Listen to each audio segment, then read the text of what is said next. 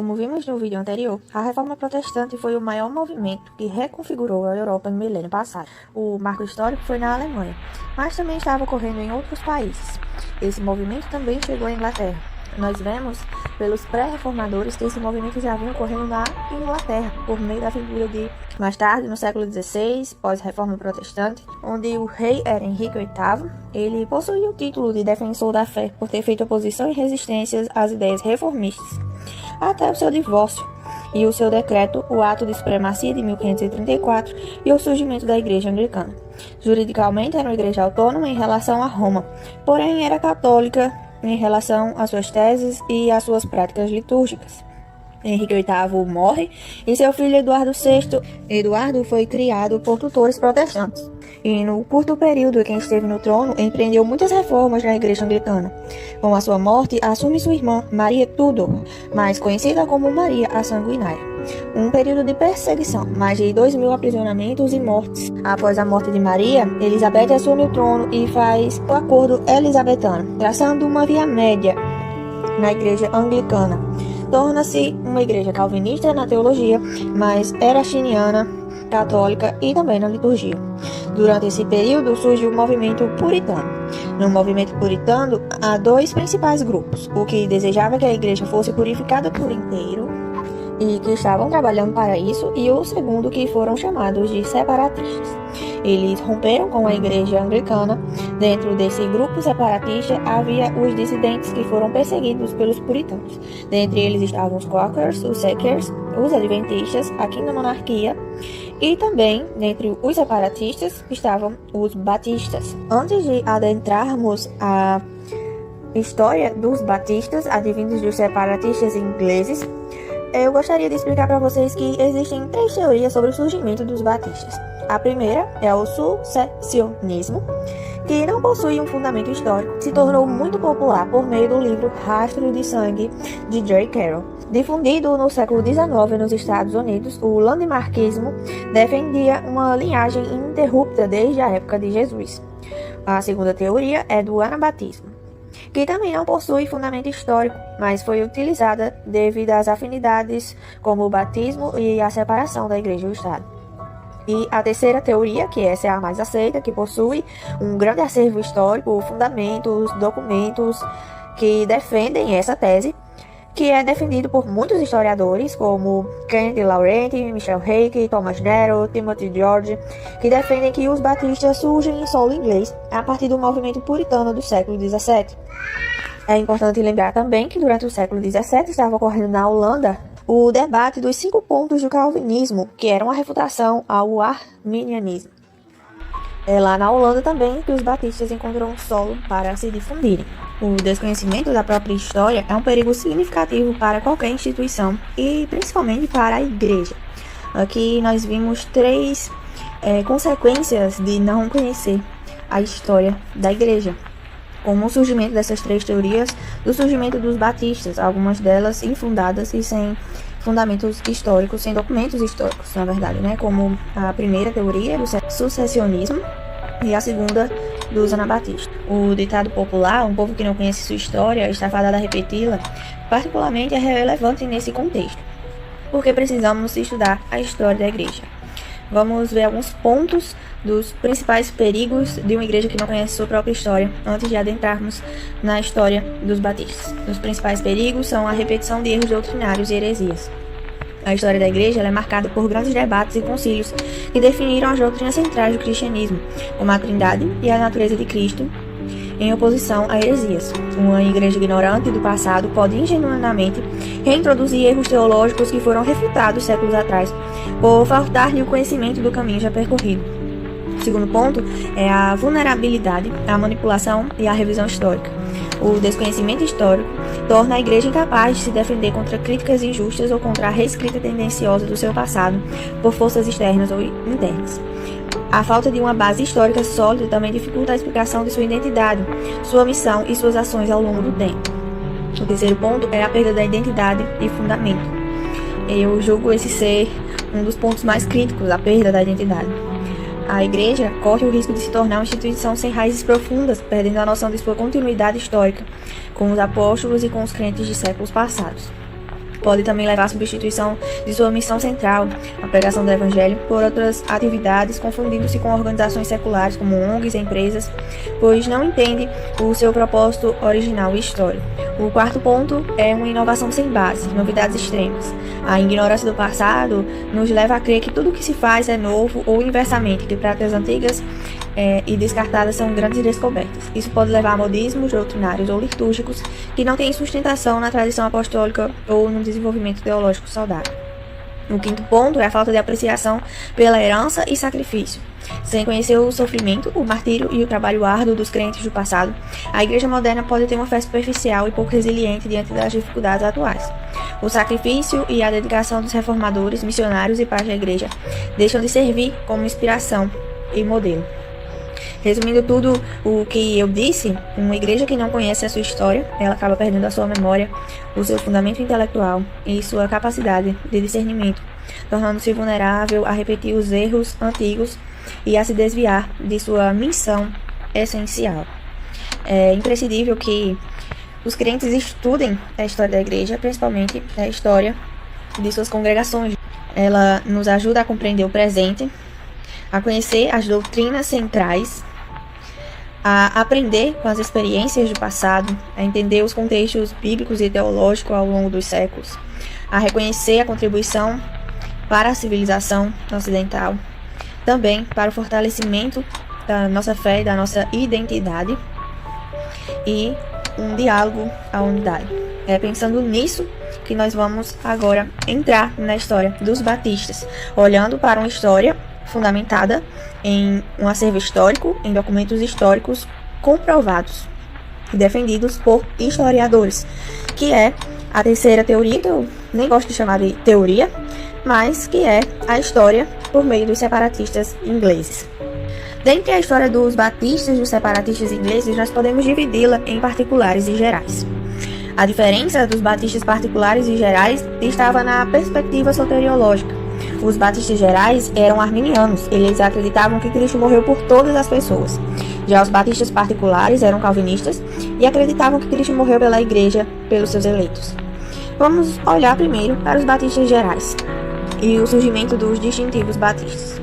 Para entendermos todo o processo, nós precisamos conhecer dois nomes de suma importância para esse processo, que é John Smith e Thomas Harris. Ambos ingleses, criados na igreja anglicana, foram influenciados pelo movimento de reforma e pelo puritanismo. Eles romperam com a igreja anglicana e durante o período de perseguição, eles fogem para a Holanda e ali surge o primeiro movimento batista. John Smith, ele nasceu em 1560, fez um curso de bacharelado e mestrado na Universidade de Cambridge. Nesse período, ele adere ao movimento separatista. Ele foge com um grupo de 40 pessoas para a Holanda, juntando a Francis Johnson, que havia sido seu mentor e professor na Universidade de Cambridge. Smith começa a ter divergências eclesiológicas com Francis Johnson e passa a frequentar uma congregação menonita na Holanda. Ele abandona o calvinismo e passa a demonstrar diversas controvérsias teológicas, subscrevendo algumas doutrinas pelagianas, como a que não existe pecado original, mas que todo pecado é real e involuntário. Ele também defendia uma doutrina de justificação híbrida, que era a justificação mais a santidade. Por conta dessas controvérsias, o grupo que ele formou e levou mais tarde para a Inglaterra rompeu com ele e ele falece em 1612. Thomas Harris era um membro da igreja e acaba assumindo a liderança. Ao perceber as controvérsias de John Smith, ele rompe com a igreja e volta à Inglaterra em 1611. Ele escreve sua primeira confissão de 1611. Em 1612, ele publica um livro, Uma Breve Declaração do Mistério da Iniquidade, onde ele denuncia a tirania da monarquia absolutista. Ele defendia a livre consciência. Ele foi o primeiro a fazer isso. Também a liberdade religiosa. Em 1612, ele organiza a primeira igreja batista em solo inglês, com 10 pessoas. Não muito tempo após a publicação do seu documento, ele foi preso em Newgate e falece lá na prisão. A história de John Smith e Thomas Harris marca o início dos batistas gerais e os distintivos batistas, o batismo e a liberdade religiosa. Mas um período após, a comunidade de batistas gerais começa a declinar por algumas razões. Primeiro, eles tinham grande resistência a templos religiosos, só se reuniam em casas. Segundo, uma política de endogamia, só se casavam com membros da própria igreja. e durante o século XVIII, após ter rejeitado muitas posições da doutrina reformada, eles acabaram se tornando unitarianos. Eles estavam sendo praticamente extintos até o surgimento de Dan Taylor. E, mais na frente, foram prejudicados pelo liberalismo teológico. Os batistas particulares. Para compreender a história dos batistas particulares, precisamos de uma pincelada na história. Comecemos por Henry Jacob, o pai do congregacionalismo, que defende a ideia de uma igreja sem interferência, sem a ingerência estatal, ou presbiteral, mas uma igreja que rege a si mesma. Ele foge para a Holanda e volta em 1616 para a Inglaterra, fundando a primeira igreja com governo congregacional. Mais à frente, ele muda-se para os Estados Unidos e em seu lugar assume John Lennon. E mais à frente, Jesse. A igreja fica conhecida como JLJ, o nome dos 3 primeiros pastores que eram puritanos, calvinistas e congregacionais na forma de governo. Após a chegada de Henry Jesse, vai surgir os batistas particulares. Ele sai dessa igreja e funda a primeira igreja batista particular inglesa. Ele se batiza já adulto e publica sua primeira confissão de fé de 1644, denunciando os anabatistas e confirmando sua ortodoxia. Ele organiza a Associação Batista de Londres com 7 igrejas. Eles cultivaram um bom relacionamento com as autoridades e outras tradições. Os batistas continuaram a crescer ao longo da história e muitos nomes de destaque surgiram nesse meio, trazendo grandes mudanças para a história da igreja.